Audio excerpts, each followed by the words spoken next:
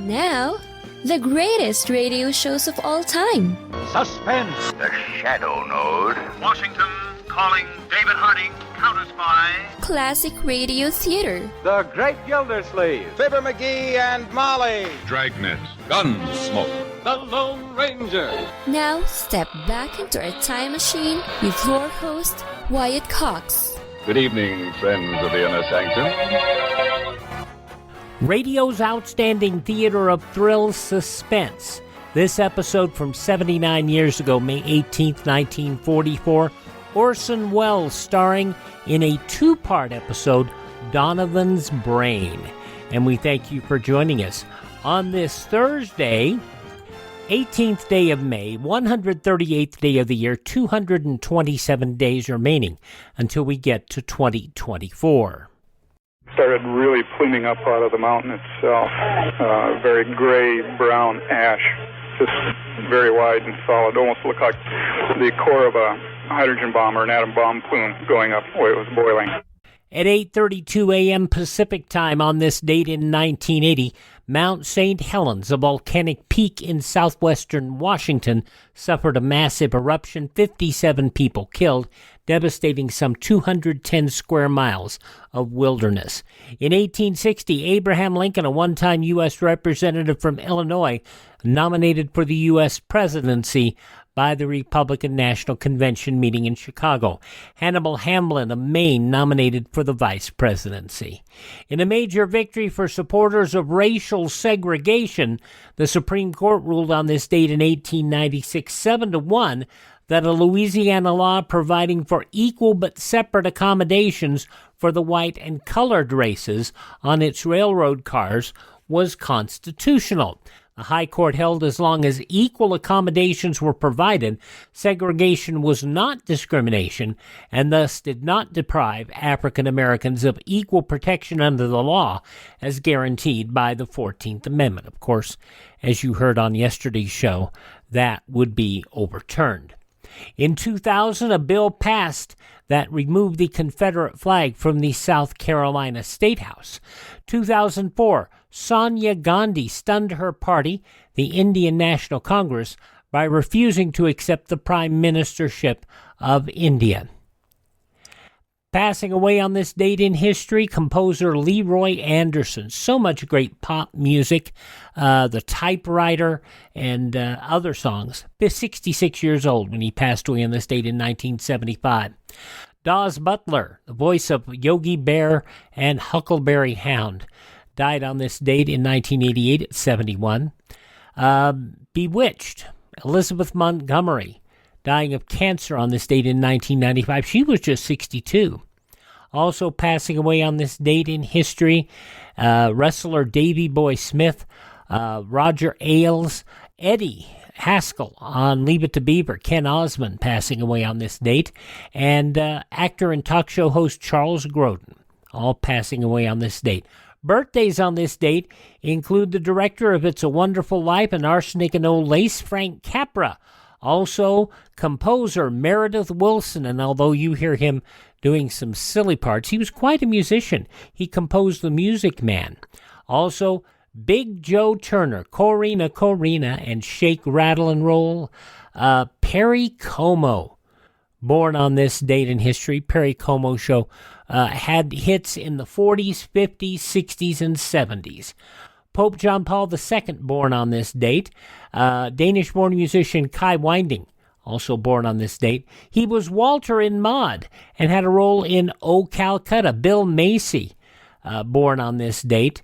Adam Cartwright in Bonanza, and also he had the lead role in the MASH spin-off Trapper John M.D. Pernell Roberts, born on this date. Robert Morse, you remember him from That's Life, Jack Frost, and How to Succeed in Business. Robert Morse, born on this date. He passed away in last year at the age of 90. Also, the star of Dobie Gillis and How to Stuff a Wild Bikini, Dwayne Hickman, born on this date. He passed away last year at the age of 87. And pro wrestler Superfly Jimmy Snuka, all born on this date in history. Let's see. Rocker Albert Hammond. It never rains in Southern California. He is 79 today. Yes, the keyboardist Rick Wakeman, 74. Country singer George Strait, All My Exes Live in Texas. Born on this date, he's 71 today. The lady who sang about toy soldiers, Martika, 54 today. Comedian Tina Fey is 53. The wrestler better known as the Blue Meanie, Brian Heffron, 50 years old. And rock singer Jack Johnston is 48. Those just a few of the people celebrating the 18th day of May as their birthday.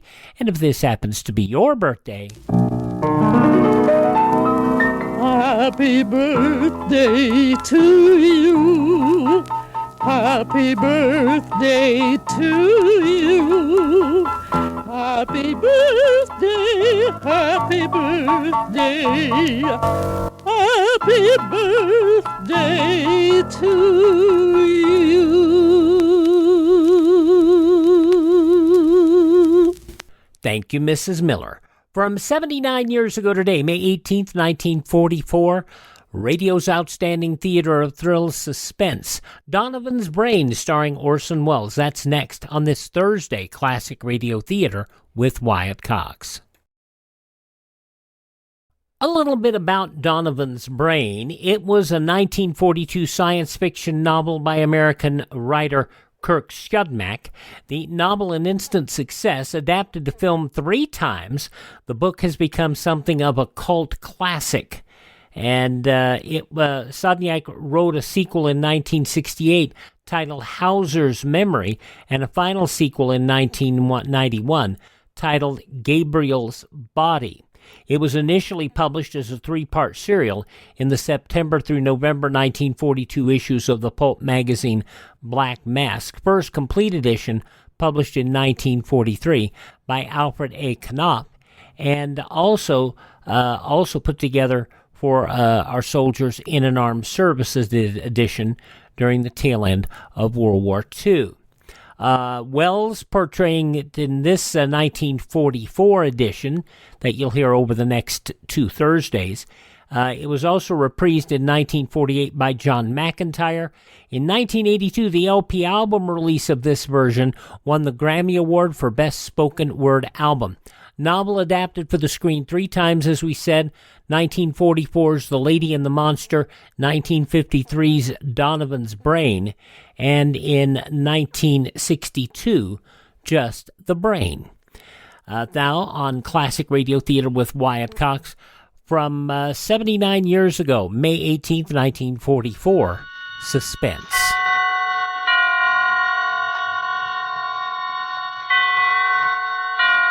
Roma Wines present Suspense.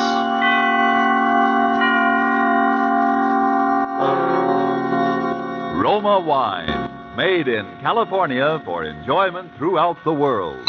Salud. Your health, senor. Roma Wines toast the world. The wine for your table is Roma Wine, made in California for enjoyment throughout the world. This is the Man in Black, here to introduce this weekly half hour of Suspense. Tonight from Hollywood, we bring you as star Mr. Orson Welles. This will be the first of 2 consecutive performances by Mr. Welles, in which he will appear as the protagonist of Kurt Schudmack's novel, Donovan's Brain. The producer of Suspense and its sponsors, the Roma Wine Company of Fresno, California, feel that this story is so unusual that it merits more than our usual time. So in somewhat of a departure from established radio formulas, we will bring you the story of Donovan's Brain in 2 parts. Part 1 you will hear tonight, and Part 2 next Monday night at this same time. And now with Part 1 of Donovan's Brain, and with the performance of Orson Welles as Dr. Patrick Corey, we again hope to keep you in suspense.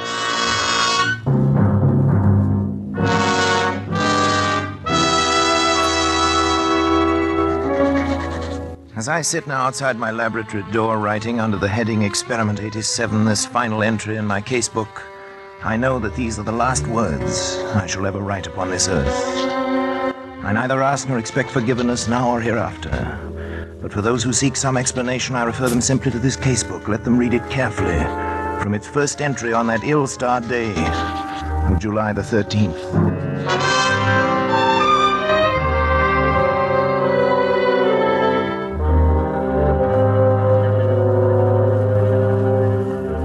July 13th. Today I bought a small capuchin monkey from an organ grinder. The animal trembled with fear when I took it into my laboratory, and when I tried to pet it, it bit me. I had to make it trust me completely. Fear causes an excess secretion of adrenaline, resulting in an abnormal condition of the bloodstream which would throw off my observations, so I fed it, and finally the creature voluntarily crept up into my arms, uttering little whimpers of content. When it laid its head against my shoulder, I stabbed it with a surgical lancet. It died instantly.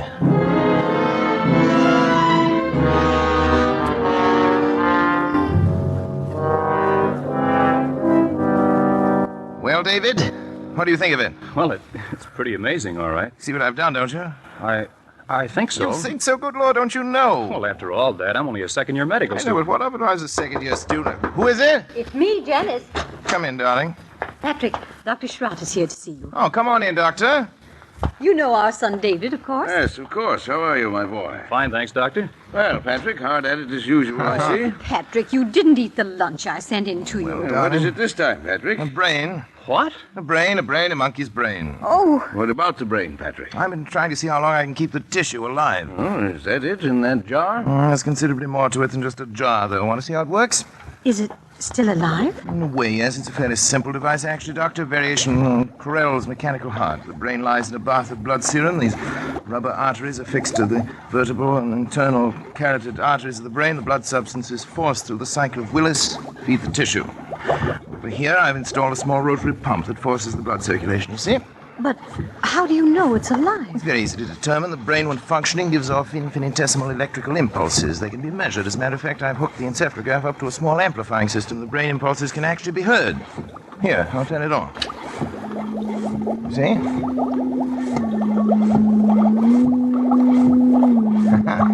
Quite effective, isn't it? Yes, it's effective. And it's wrong, Patrick.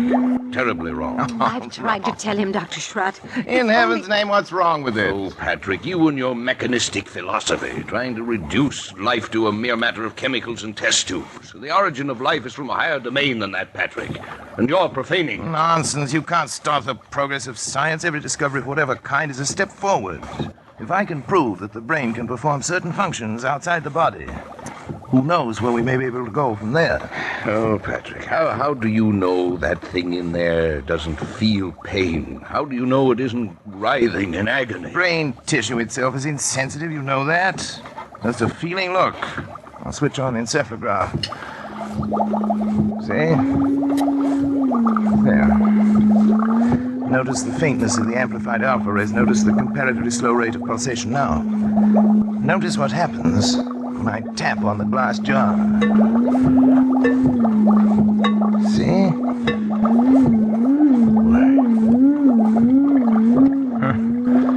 It feels. It thinks. I wouldn't go so far as to say that, but it certainly shows marked reaction to an external stimulus. I wouldn't have believed it possible. The trouble with you, Schrott, is that you don't really believe in science. Have it your own way, Patrick. That's when you can manufacture love and sympathy and kindness in a test tube. I'll be back. You leaving, old boy? Yes. Patrick. Do me a favor, Patrick. Shut off the pump and let that poor thing in there die. Let it die? Oh. If it were within my power to grant, that little brain would live forever.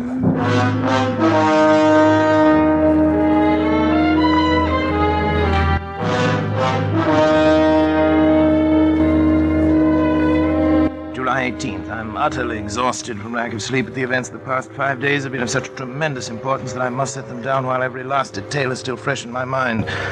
I've had no time to make an entry in this record since that day last week. It seems a month ago now, and I had my first partial success with the brain of the capuchin monkey. That time, however, it seemed that I was doomed to disappointment. In spite of all my efforts, the brain of the monkey ceased to live at 12:14 that night. Tired and disheartened, I lay down to sleep on the cot in my laboratory, but at that very moment, fate was contriving an occurrence which now seems destined to have the most profound effect not only upon my own existence, but perhaps upon that of all mankind.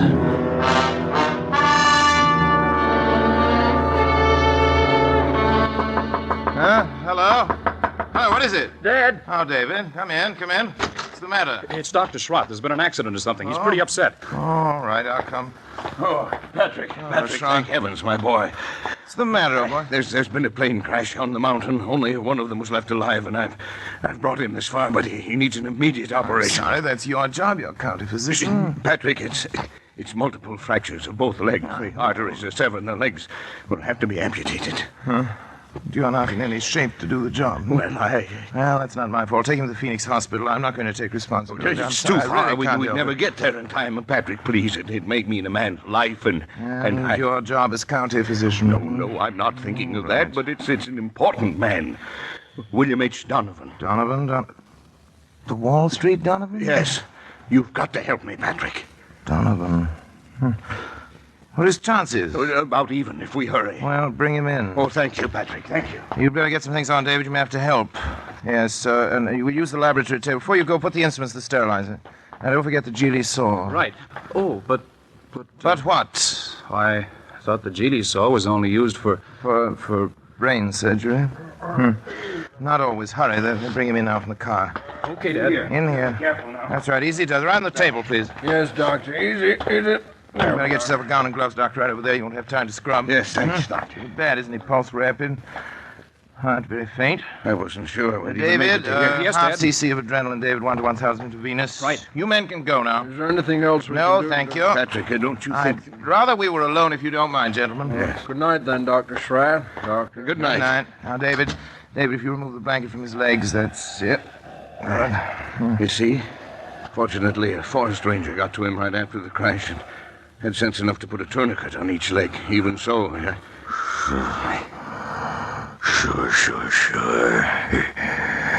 Sure. We'll get it. Sure. What's he saying? Something like, sure. He said it over and over. I hadn't realized he was deformed. It doesn't show as much in his pictures.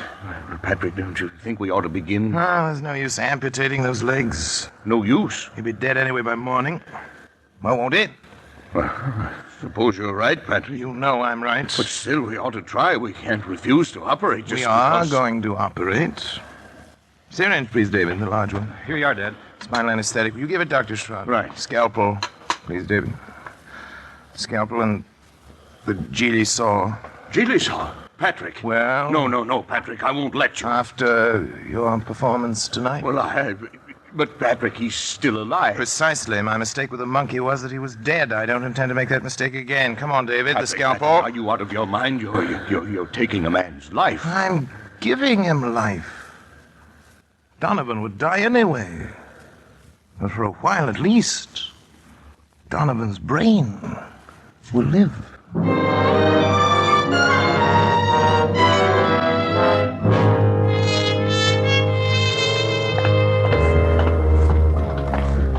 We'd better hurry. They'll be coming for the body pretty soon. You can go now, David. I think I will, then. You understand, of course? Yes, I understand. Not a word to your mother or to anyone. I understand. Did you put something in the skull cavity so the eyes won't fall? I filled it with cotton, bandaged the whole cranium. It looked like any head injury. I hope nobody gets any ideas about an autopsy. You're the coroner. You can stop that. Look, Schrott. This is a chance that comes once in a lifetime. William Donovan had one of the greatest minds, has one of the greatest brains in the world today. And now you have it. It's Turn on the madness, encephalograph.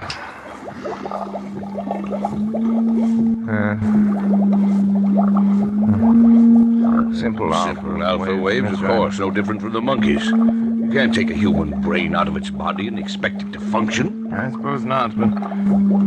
Schrott, did it ever occur to you that the brain might simply be asleep? Asleep? Certainly. An operation like that is a severe shock. Tap on the glass.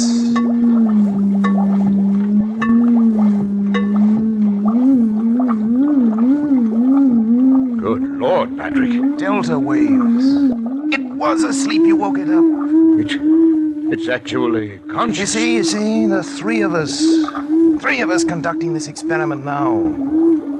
You, and me, and William Horace Donovan.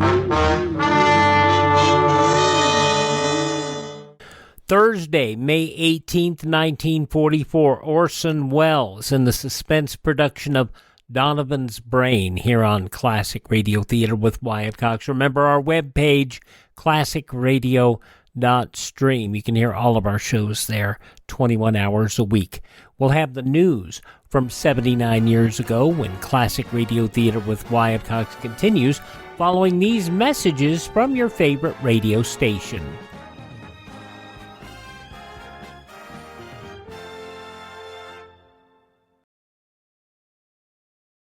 Just going to take a minute here to tell you about the big savings going on now, the clearance sale at mypillow.com.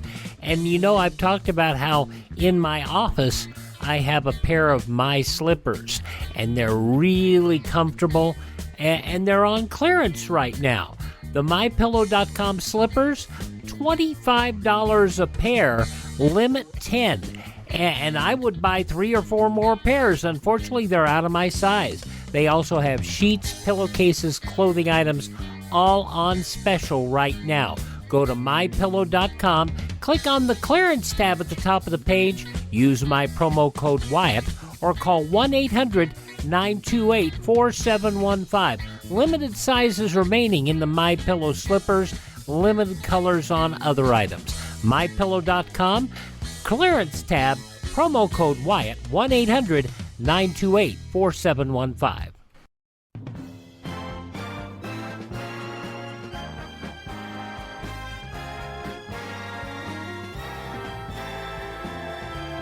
You're listening to an episode of radio's outstanding theater of thrills, Suspense, May 18th, 1944, on Classic Radio Theater with Wyatt Cox.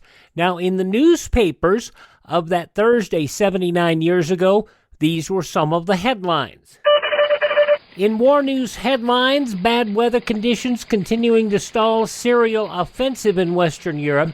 Paris radio claiming 50 Allied divisions, 80,000 parachute troops ready for invasion. In Eastern Europe, Russians attacking Nazi rail junctions in Old Poland and White Russia. In the Pacific, MacArthur's men at Al-Taib in battle with Japanese, wake bombed for the 4th straight day. 250 dead Japanese found abandoned in Bougainville Hospital. Punctuated by such shouted interruptions from the defendants as "that's a damn lie," the government opening statement given in the jury yesterday in the trial of 27 men and 2 women accused of sedition.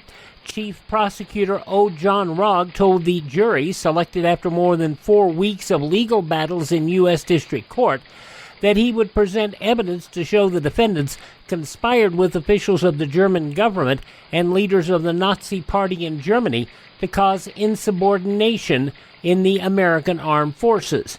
Evidence also will be presented, he said, to show the defendants wanted to substitute a Nazi or fascist form of government in the United States. Mrs. Margaret Mary Blair, one of 2 Australian war brides who followed their American Army husbands to the U.S., appeared before U.S. immigration officers in San Francisco on charges of illegal entry of the United States. Assistant U.S. Attorney James T. Davis said Paul Hilliard Hahn, steward of Charleston, South Carolina, who's charged with aiding stowaways, was motivated by sympathy for Mrs. Blair after she said she wanted her child born in America. The body of Miss Valsa Matai of Bombay, India, wealthy Columbia University student, missing since March 20th, recovered in Yonkers, New York last night from the Hudson River. Acting Police Captain John J. Cronin of the New York City Police Missing Persons Bureau said identification was established through a serial number on a wristwatch found on the body. A mole on the face and the clothing also corresponded with that of Miss Mathai. A landlord who barred Mrs. Helen Zwilling from a newly rented apartment when he learned she had a child was instructed by a court yesterday to let them enter, but instead he changed the lock on the door to keep them out. Anthony Michaels, owner of the 3-room, $50 a month Bronx apartment, told reporters that Mrs. Zwilling and her son Brian, too, could not occupy the premises under any circumstances. He said in court she had not told him in leasing the apartment that she had a child. Describing Michael's stand as outrageous, Municipal Court Justice William Lyman held the landlord had failed to show cause for barring her and her son to enter. Mrs. Zwilling, wife of an orchestra musician who is on the road, thereupon went to the agreement, but Michaels had reached her there first. He changed the lock in the presence of reporters and left again before Mrs. Zwilling arrived. Paul V. McNutt emerged yesterday from a 2-week rest at a French Lick spa to return to his job as War Manpower Commissioner with the assertion that President Roosevelt could be elected to a 4th term, but added it's foolish to make predictions how close it will be. McNutt said in a press conference in Indianapolis in reply to a question whether a teammate has been selected for President Roosevelt if the latter should run again, I've given little or no time to political matters. And Old Donovan and the once popular horse-drawn taxicabs returned to the streets of Los Angeles yesterday after an absence of 20 years. Stable owner Eben Cole granted a permit to operate his cabs and is offering service in Hansoms, Victorias, and Broughams, complete with high-hatted cabbies. Shortage of gas and tires prompted his application. Though some of the day's top news stories, as reported in the newspapers of Thursday, May 18th, 1944, on your radio Suspense, which continues following these messages. You're listening to Classic Radio Theater with Wyatt Cox on a Thursday. We'll go to the movies on Friday's Classic Radio Theater with Wyatt Cox. Screen Directors Playhouse, 73 years ago, May 19th, 1950, Lucille Ball, starring in Miss Grant Takes Richmond. A dumb redhead becomes the secretary for a pair of small-time bookies. That's on Friday's Classic Radio Theater with Wyatt Cox. But now the conclusion of Suspense. Donovan's Brain, starring Orson Welles, May 18th, 1944.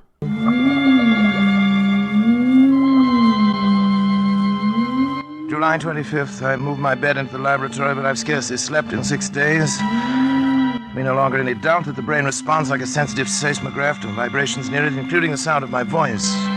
Yet I found no method of communication with it. I've devised a simplified Morse code consisting of taps on the glass container, together with voice vibrations. Perhaps I can teach the brain.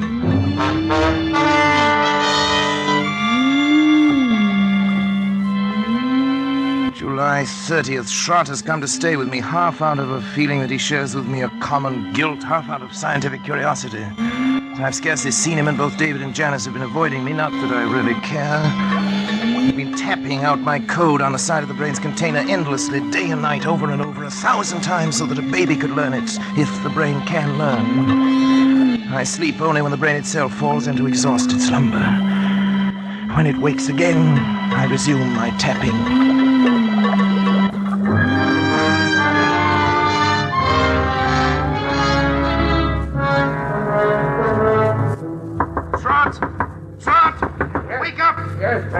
Come on, get up, hurry! Come on, I want to show you something. Something the matter? Yes, old boy, I want to show you something. Patrick, you look like a ghost. Where are we going? Back to the laboratory. I can't believe it myself. I may have been dreaming delirious. What's happened? Come on. You hear that? Delta waves.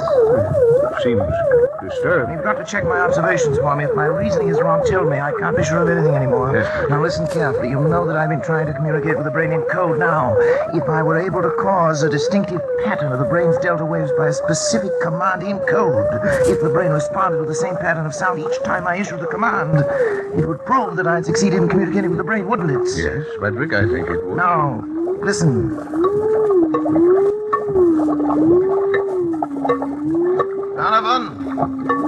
Donovan, if you understand, think 3 times of the word talk. 3 times. Talk. Talk. Talk.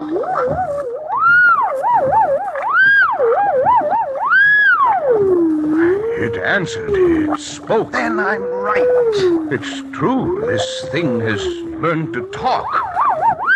To talk.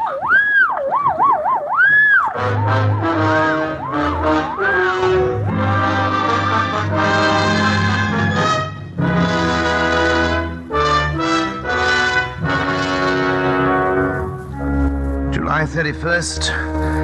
Schrott is romanticizing, of course. The Delta pattern is so infinitely complex that it would be utterly impossible ever to break it down into specific words, yet that it understands me, that it's trying to communicate with me is certain.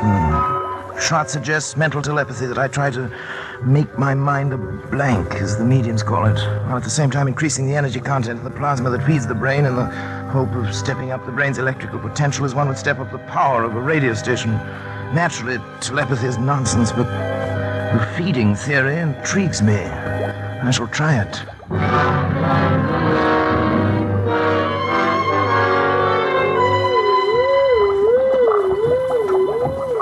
August 12th. Noticed today for the first time 2 distinct nodules of new brain cells on the frontal lobex. The electrical potential has increased to 510 microvolts. I've begun smoking cigars. Although I've always hated cigars before. Nerves, I expect.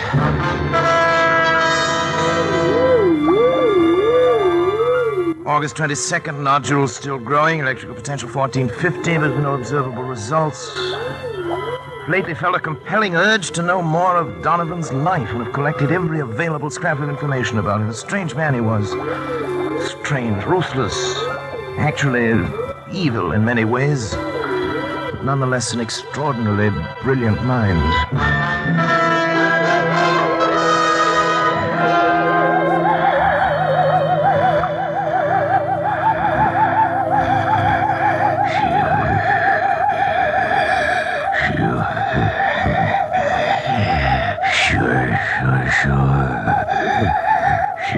Sure.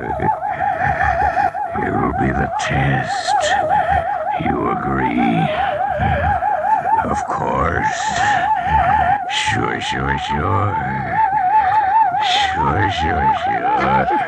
Patrick, wake up! Patrick! What is it?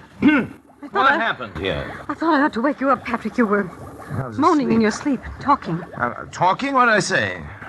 I'm not sure, but your voice was so strange that... Janice, what's the matter? It's nothing. I was dreaming, that's all. Janice woke me up. Patrick, let me see your hand. Hand? No, the other one. What about it? You're not left-handed, are you? No. Then why have you got ink on the fingers of your left hand? Well, I don't know. Were you writing anything tonight? No. You must have been, Patrick.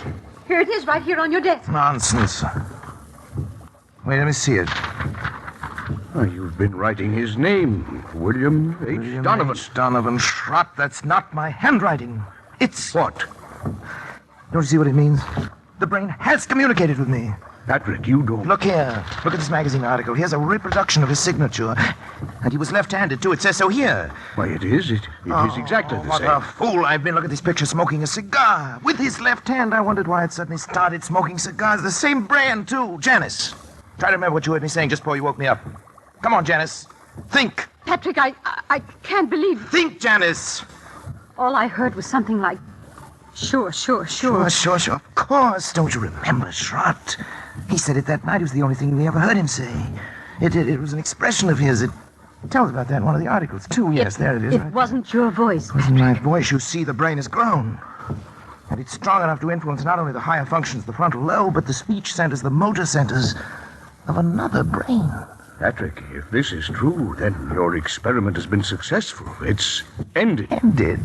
Oh, it's only begun. Patrick! Don't you see what this means? Patrick, listen to me. Oh, what, Janice? What? You've got to stop. Stop? I can't stand it any longer. Can't you see where it's led you? When you cut yourself off from your family, when you neglected your health, began having fits of temper, and were like someone I hardly recognize as the man I married. All that I tried to understand. But don't you see what you've done? You are a murderer, Patrick, a murderer. Janice, darling. David told me the whole thing.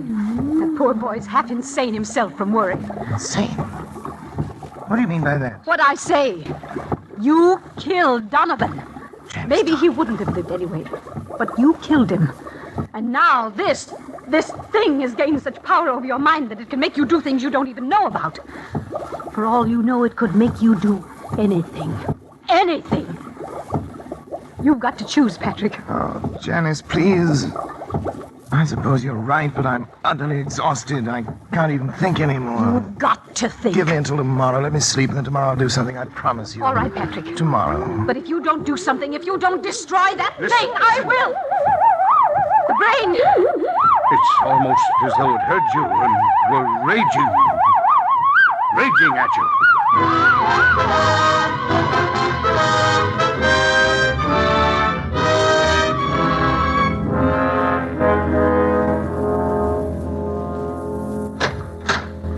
This way, please, Dr. Come along, darling. But, Patrick, why are we going in here? A psychiatric clinic? I told you I'd do something, Janice. I've got an idea. You mean you're having yourself psychoanalyzed? Well... Something like that? Something like that. I'll tell you about it later. First, I want you to talk to this man alone. Dr. Zanger, this is Dr. Corey. Oh, how do you do, Dr. Corey? How do you heard do, something Dr. of Zanger? your work. Oh, yes. And this is Mrs. Corey. Of course, excuse me. I'm happy to meet you, Mrs. Corey. Thank you, Doctor. Won't you come into my office? I will certainly. Janice, would you mind, darling, waiting in the reception room? I'll be out in just a moment. Thank you. Why, certainly, dear. In here, please, Doctor. Very well. Doctor, she seems quite normal. I'd expected from what you told me on the telephone. That... I know. I can assure you, I hate to tell you this, but, Doctor, she's quite insane. I see. Yes, paranoia. She's always been, jealous of my work. And, well, last little while she's got a delusion that she thinks I've made some kind of a monster up in my laboratory that controls my mind and controls my actions. So I'm putting her completely in your hands. Oh, well, it's of course a little unusual, but since you are yourself a medical man... That's right. You definitely wish to commit her then, huh? Yes. You have the papers. Oh, yeah, here you are. Just your signature will be enough, Doctor. All right. There you are. You'll let me know about everything, won't you? Oh, naturally, Doctor. We keep you informed. Thank you. Well, goodbye then, Dr. Corey. We'll do what we can. Oh, right. Patrick? Mrs. Corey is staying with us, Miss Wilcox. Yes, Dr. Zanger. Patrick? Come back! Patrick! Oh, it's all right, Mrs. Corey. Just come with me, please. Patrick! No. Where are you going? Let me go! Let me go! Well, Dr. Corey? Yes? Oh, about the bill, how do you wish it to be handled? The bill? The bill? Sure. I'll take care of it by the week. The checks will be signed William H. Donovan. Sure.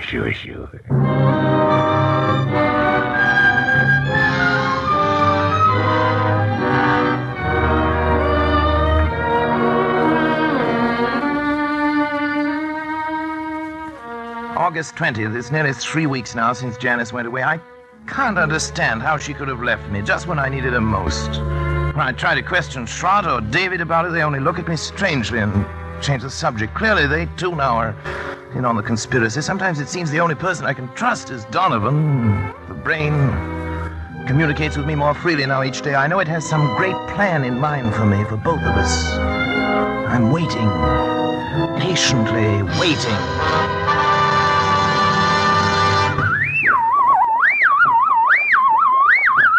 Donovan? Donovan, I'm listening, Donovan. Don't be angry, Donovan. I'm trying to understand. I'm listening, Donovan. I'm listening. I'm listening. Sure.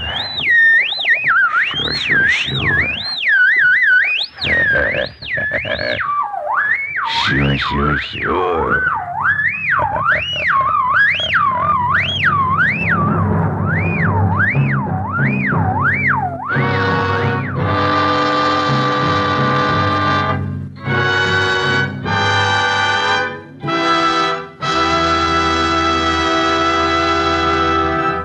And so closes Donovan's Brain, Part 1, the first of 2 half-hour presentations of Kurt Siodmak's story, presenting Orson Welles as star of Suspense. Suspense is produced and directed by William Spear. The greatest and most profitable investment you can make in your country's future is to buy war bonds. Don't forget, then, next Monday, you will hear Part 2 of Donovan's Brain, starring Orson Welles, in the completion of this remarkable tale of suspense.